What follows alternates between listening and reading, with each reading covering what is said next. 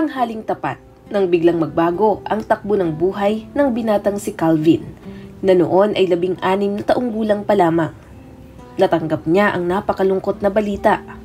Pumanaw na ang kanyang mga magulang dahil sa nangyaring car accident. Biglang napalitan ng lungkot at bighati ang mga ngiti ni Calvin. Para bang gumuho ang kanyang mundo. Wala na ang kanyang napakabait at mapagmahal na mga magulang. Nang mga sumunod na araw ay hindi pa rin makausap si Calvin. Tulala ito at panay ang iyak sa kwarto. Dahil minor de edad, malaki ang posibilidad na dalhin siya sa bahay ampunan kung walang kamag-anak ang kukup-kup sa kanya. Hanggang dumating ang pag-asa mula sa kapitbahay na si Isabel. Calvin, kilala ko ang mga magulang mo. Matagal na tayong magkapitbahay at alam kong mabuti kang tao katulad nila. Hindi ko sila mapapalitan sa buhay mo, pero kung gusto mo, pwede kang tumira kasama ko. Gusto kitang alagaan hanggang dumating ang oras na kaya mo ng iyong sarili. Hindi agad nakasagot ang binata. Pinagmasdan niya muna si Isabel bago naluluhang nagsalita. Hindi ko alam kung paano ko kayo pasasalamatan. Pangako, hindi ko kayo bibigyan ng sakit ng ulo at problema. Mula noong araw na iyon ay pamilya na ang turing ni Calvin at Isabel sa isa't isa. Tumira si Calvin sa apartment ni Isabel at ito na rin ang kanyang naging legal guardian. Nangako si Isabel na poprotektahan niya si Calvin sa abot ng kanyang makakaya. Nahirapang makarecover si Calvin mula sa pagkawala ng kanyang mga magulang. Mabuti na lamang at naroon si Isabel upang punan ang pag-aaruga at pagmamahal ng isang ina.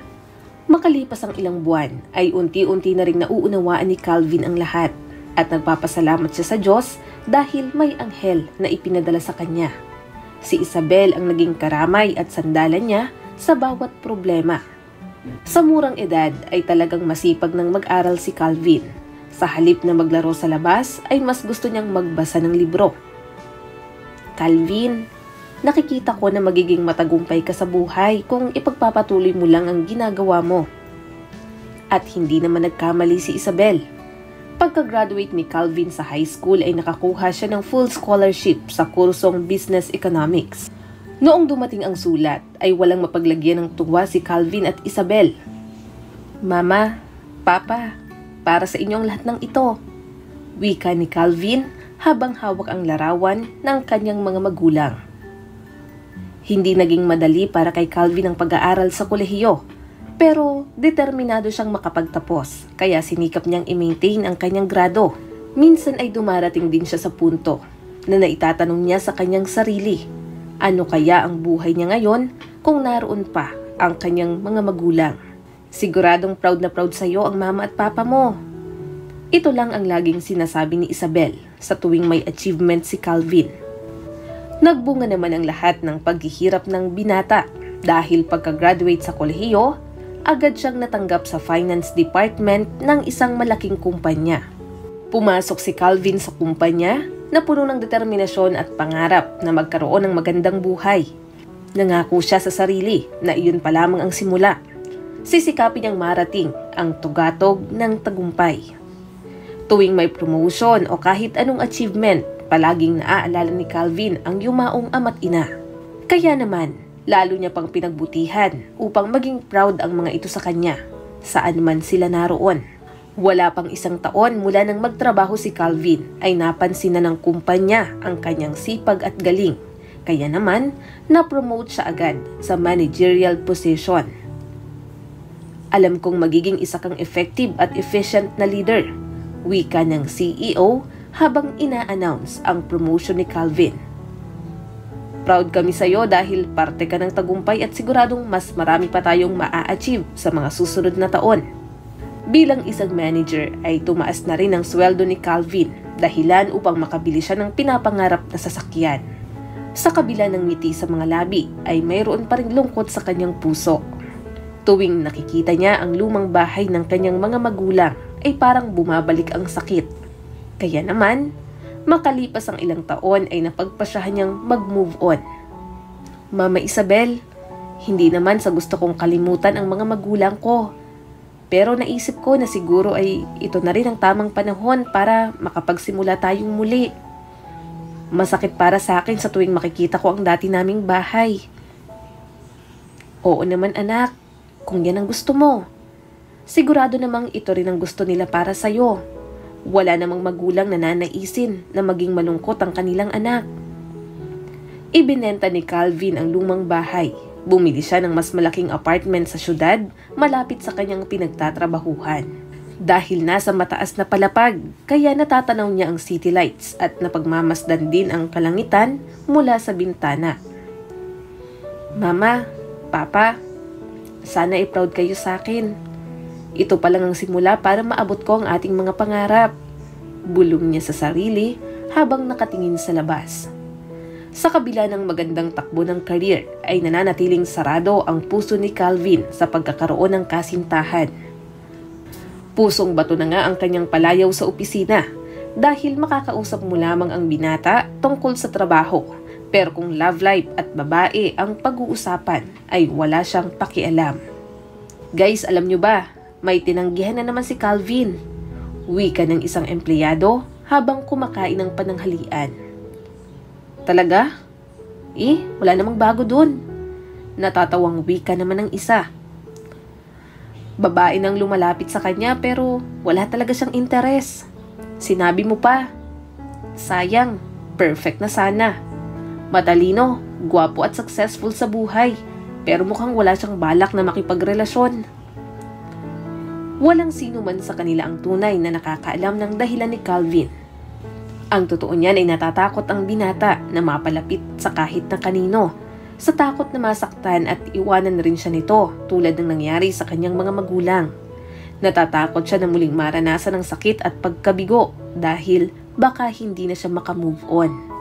Kaya naman, napagpasyahan niyang ituon na lamang ang atensyon sa pag-abot ng kanyang mga pangarap. Hindi lang talaga ako ready na makipagrelasyon. Kita mo naman, hindi na ako halos umuuwi ng bahay sa dami ng dapat asikasuhin na rito sa opisina. Minsang wika ni Calvin sa katrabaho at kaibigang si Adam. Hindi naman sa nangingialam ako sa buhay mo, Calvin. Pero syempre, tumatanda tayo. Bukod sa trabaho ay kailangan rin nating mag-asawa at magkaroon ng anak na makakasama natin hanggang sa pagtanda. Palibhasa ba, babae nang lumalapit sa'yo kaya ka ganyan? Pabirong wika naman ni Adam. Hindi naman sa ganon, pero hindi pa talaga dumarating yung para sa akin. Paano mo naman malalaman? Ni ayaw mo ngang makipag-date? O baka naman, torpe ka lang talaga. Ano bang hanap mo sa babae? Yung magaling sa PowerPoint presentation at magbibigay ng malaking sales dito sa kumpanya? Wika naman ni James. Ngumiti lamang si Calvin habang abala sa pagbabasa ng mga papeles. Tanging si Adam lamang ang tunay na nakakaalam kung ano ang dahilan ni Calvin. Kaya naman, isang gabi ay nag-usap sila ng masinsinan. Calvin, matagal na tayong magkakilala. College pa lang ay magkasama na tayo.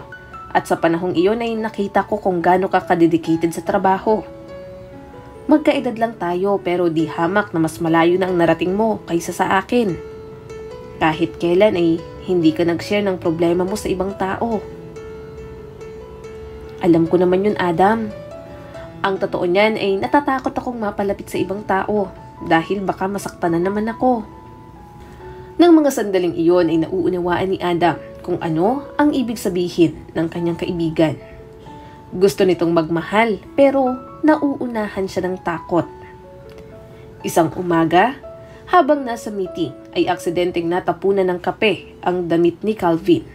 Agad siyang nagtungo sa pantry upang gumawa ng paraan nang sa gayon ay hindi na kumalat pa ang mantsa ng kape sa kanyang damit.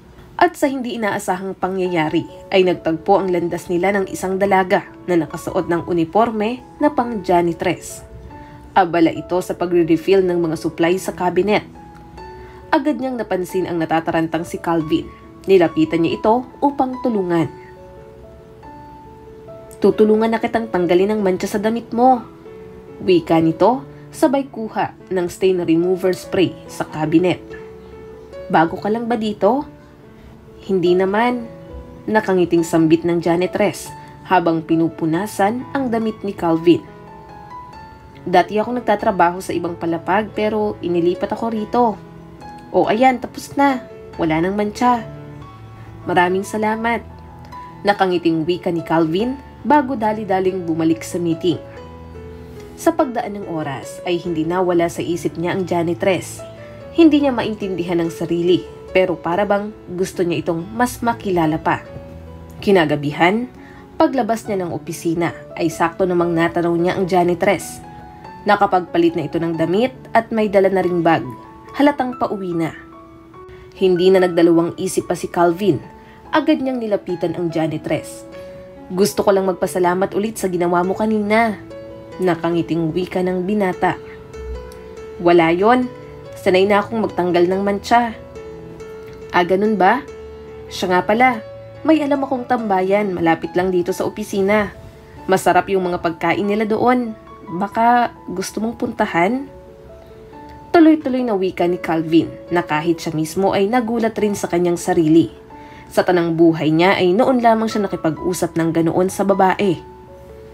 Ang janitress ay nagpakilalang Bianca. Masaya silang nagkwentuhan ni Calvin habang kumakain ng donut. Kumusta naman ang trabaho mo? Kaswal na tanong ni Calvin. Okay naman. Madalas nagtitimpla ko ng kape at naglilinis ng mga opisina. Nakakapagod pero na-enjoy ko naman. Pareho pala tayo. Marami rin akong ginagawa sa opisina. Nakakapagod pero masaya naman ako sa ginagawa ko. Nakangiting wika ni Calvin. Naibahagi niya rin ang kanyang mga plano at gustong gawin sa buhay. Sa kanilang pag-uusap ay para bang matagal na silang magkakilala na muling pinagtagpo ng tadhana. Sa dami ng kanilang napag-usapan. Masaya si Calvin noong mga sandaling iyon. Magaan ang loob niya kay Bianca. Kaya malaya siyang nagkwento rito tungkol sa kanyang sarili. Mula noong araw na iyon ay nabuo ang pagkakaibigan sa pagitan ni Calvin at Bianca. Tuwing gabi, pagkalabas ng opisina ay nagkikita sila sa parehong lugar. Madaldal si Bianca at talagang hindi nauubusan ng kwento. Siya ang naging liwanag sa madilim na mundo ni Calvin. Calvin, bakit ang seryoso mo palagi? Parang ikaw lang ang nagsusolve ng mga problema sa kumpanya. Bakit hindi mo subukang mag-relax? Alam mo Bianca, tama ka. Siguro nga ay nakalimutan ko nang i-enjoy ang buhay dahil mas priority ko ang pagtatrabaho. Naging ganito ang madalas nilang pag-usapan sa tuwing magkikita sila sa parke. Hanggang isang araw, napagpasyahan ni Calvin na ipagtapat na ang tunay niyang nararamdaman. Bianca, matagal ko tong pinag-isipan. Napamahal na ako sa'yo at kung papayag ka ay gusto ko sana maging girlfriend kita. Seryosong wika ni Calvin. Sigurado ka ba sa sinasabi mo? Manager ka sa kumpanya, samantalang ako ay isang janitress. Bianca, hindi ka lang basta janitress. Para sa akin, ikaw ang babaeng nagbigay ng kulay sa madilim kong mundo. Mahal kita at gusto kong maging masaya kasama ka. Wala akong pakialam sa sasabihin ng ibang tao. Ang mahalaga, kung ano ang tunay na nararamdaman natin para sa isa't isa. Salamat Calvin. Gusto rin kita at mula ngayon ay ikaw na ang boyfriend ko. Mabilis na lumipas ang mga araw. Naging masaya ang relasyon ng magkasintahan. Madalas ay magkasama sila tuwing Sabado at Linggo upang mamasyal at mas makilala pa ang isa't isa. Calvin, gusto mo bang makilala ang mga magulang ko? Nakangiting wika ni Bianca. Halos maibuga ni Calvin ang iniinom na juice dahil sa pagkabigla. Napaka-natural ng pagtatanong ni Bianca at hindi niya talaga ina-expect na magsasabi ito ng ganoon. Oo naman Bianca, gusto kong makilala ang iyong mga magulang.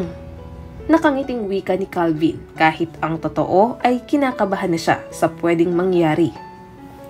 Well, excited na akong makilala kanila. Wika ni Bianca bago hinawakan ng kamay ng kasintahan. Oh, bakit ang lamig ng kamay mo? Huwag kang mag-alala. Wala naman silang gagawing masama sa'yo. Yung tatay ko, mahilig mangisda at yung nanay ko naman ay mahilig manood ng mga cooking show. Simpleng tao lang sila katulad natin. Magtiwala ka, magiging maayos ang lahat. Noong sumapit ang araw na kinatatakutan ni Calvin ay hindi siya mapakali. Iniisip niya kung ano ang sasabihin ng mga magulang ni Bianca. Papaano kung tumutol ang mga ito sa kanilang relasyon? O baka mamaya ay mayroon siyang masabi na hindi dapat. Ayaw naman niyang mag-isip ang mga ito na mataas ang katungkulan niya sa kumpanya, habang si Bianca ay isang janitress. Upang maiwasan ang tensyon, naisip niyang magsuot ng simpleng t-shirt at pantalon para kahit papaano ay bumagay naman sa kanyang pupuntahan. Papaalis na sana siya nang biglang mag-text si Bianca. "Huwag ka nang mag-drive, ipapasundo na lang kita sa taxi." "Okay," maikling reply ni Calvin. Matapos noon ay matyaga siyang naghintay sa pagdating ng taxi. Habang nasa daan ay hindi mapakali si Calvin, lalo na nang mapansin na pumasok sa isang gated at exclusive subdivision ang taxi kung saan pawang mga mayayaman lamang ang nakatira. "Sandali lang, bakit nandito kami? Baka mali ang address," bulong niya sa sarili. Nang i-check niya ang cellphone ay tama naman ang nakalagay doon. Baka nagtatrabaho yung magulang niya sa isa sa mga mansyon dito, wika ni Calvin habang pinapakalma ang sarili. Ilang sandali pa ay huminto na ang taxi sa tapat ng isang mansyon na may malawak na bakuran. Hindi makapaniwala si Calvin sa kanyang nakikita. Papaano kung mali ang address? Pero maya-maya pa ay bumukas na ang gate at mula roon ay bumungad si Bianca, suot ang simpleng bestida. Hinalikan niya muna ito sa pisngi bago nagsalita. "Bianca, okay lang ba kung pumasok ako sa loob? Baka mamaya ay magalit ang may-ari ng bahay." Biglang tumawa si Bianca dahil sa reaksyon ng kasintahan. "Ano ka ba? Huwag kang mag-alala. Hindi sila magagalit. Ako nang bahala," wika nito bago hinawakan sa braso si Calvin. Pagpasok nila sa loob ng mansyon ay walang katao-tao roon. Kaya naman, lalong nakaramdam ng kaba si Calvin. "Bianca, sigurado ka ba na okay lang tayo dito? Siguro dapat ay umuwi na lang tayo." Nauutal na wika ng binata nang bigla nilang marinig ang isang malakas na tinig na nagmumula sa itaas ng hagdan. "Anak, dumating na bang boyfriend mo?" wika ng isang babae na nakasuot ng eleganteng damit habang bumababa ng hagdan. Sa itsura nito ay mukhang siya ang nagmamay-ari ng mansyon. Hindi pa rin lubos na maunawaan ni Calvin kung ano ang nangyayari. Pero ilang sandali pa, dumating ang isang lalaki. "Good evening, nandito ka na pala," wika ng pamilyar na itsura. Iyon ay walang iba kung hindi si Mr. Dawson, ang may-ari ng kumpanya na kanyang pinagtatrabahuhan sa loob ng maraming taon. Hindi makapaniwala si Calvin. Hindi niya magawang makapagsalita dahil sa sobrang gulat. Papaanong naroon ang kanyang boss? Baka isang panaginip lamang ang lahat. Napaatras si Calvin. Naglakad siya papalabas nang hindi nagpapaalam. Sakto naman, pagkalabas niya ng gate ay mayroong dumaang taxi. Papanong nangyari na ang babaeng minahal at pinagkatiwalaan ko ng buong buo ay anak pala ng may-ari ng kumpanya? Pakiramdam ko ay para akong isang laruan sa palabas na pinapaikot-ikot habang pinagtatawanan ng mga nanonood. Ang pag-ibig na inakala kong magbibigay ng tunay na kasiyahan ang siya palang magbibigay ng sobrang kahihiyan. Pagkaupo sa taxi ay tuloy-tuloy na tumulo ang luha ni Calvin. Nang marating niya ang apartment ay lalo siyang napahagulgol ng iyak. Para bang mayroong tumutusok sa kanyang puso sa sobrang sakit ng nararamdaman. Makaraan ng ilang minuto ay kumakatok na si Bianca sa pintuan. "Calvin, I'm sorry. Alam kong nagkamali ako. Akala ko matutuwa ka sa sorpresa ko." Ayaw sanang buksan ni Calvin ang pinto. Pero naisip niyang maiistorbo ang mga kapitbahay at ayaw niya namang mangyari iyon. Kaya pinapasok niya na si Bianca. "Pinagkatiwalaan kita, Bianca. Na-inlove ako sa isang janitress, hindi sa isang anak ng milyonaryo. Sa tingin mo ba talaga na hindi ko dapat malaman ng katotohanan? Alam mo, mabuti pa, umalis ka na. Sandali lang, Calvin. Aalis ako, pero sana'y bigyan mo ako ng pagkakataon na makapagpaliwanag. Hindi ako mayaman, Calvin. Yung tatay ko, oo. Pero ako, nakaasa lang sa kanya sa matagal na panahon. Aaminin ko, lumaki ako sa luho. Panay gastos ako ng pera na hindi ko naman pinaghirapan. Panay shopping, pagpaganda at party lang ang nasa isip ko. Hanggang isang araw, umuwi ako ng lasing na lasing galing sa nightclub. Naaksidente ako at may taong nasaktan. Ang tatay ko ang gumastos sa lahat, sa piyansa at maging sa pagpapagamot ng mga biktima para lang hindi ako makulong. Mula noon, sinabi niya sa akin na dapat ay matuto na akong tumayo sa sarili kong mga paa. Nagrebelde ako at para mapahiya siya ay naisip kong magtrabaho sa kumpanya bilang janitress. Pero hindi ko inaasahan na iba pala ang mangyayari. Na-enjoy ko ang pagtatrabaho habang nakikilala ang mga ordinaryong tao. May mga naging kaibigan ako. Marami akong natutunan hanggang sa nakilala kita. Noong nakilala kita, Calvin, ay totoong nagtatrabaho ako at minahal kita. Lumuluhang wika ni Bianca. Parang nawala ang lahat ng galit ni Calvin nang marinig ang lahat ng paliwanag. Bianca, siguro kailangan ko munang makapag-isip-isip. Sa dami ng natuklasan ko ngayong gabi ay parang hindi ko pa ma-absorb.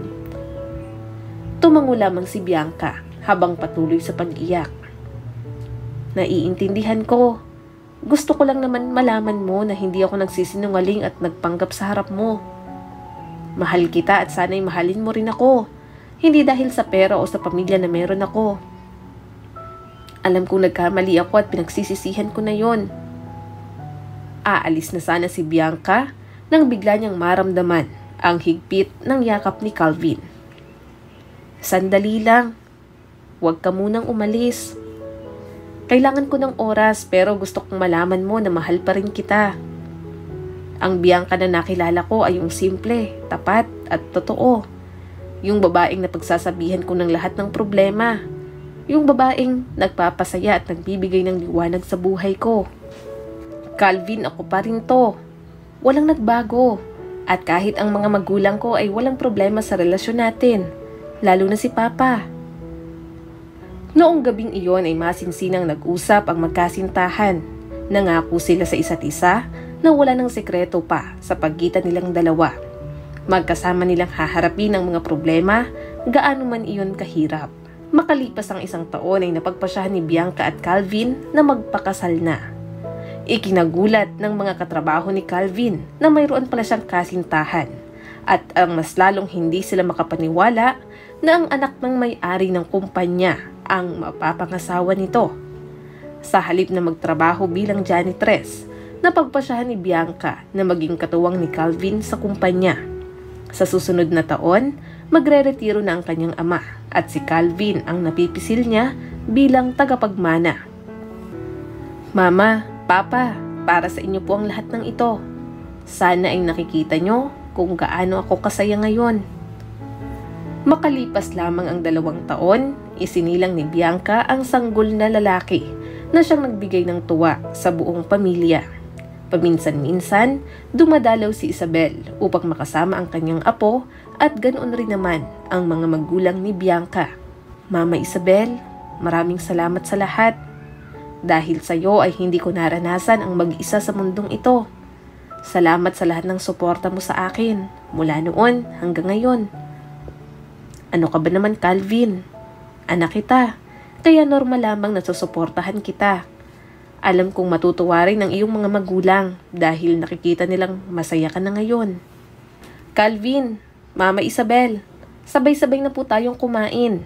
Tawag ni Bianca habang inihahanda ang pananghalian. Maraming salamat sa patuloy na panonood sa aking munting channel. Kung nagustuhan mo ang videong ito ay huwag mong kalimutang mag-like and subscribe at pakipindot mo na rin ang notification bell para updated ka sa mga susunod nating video.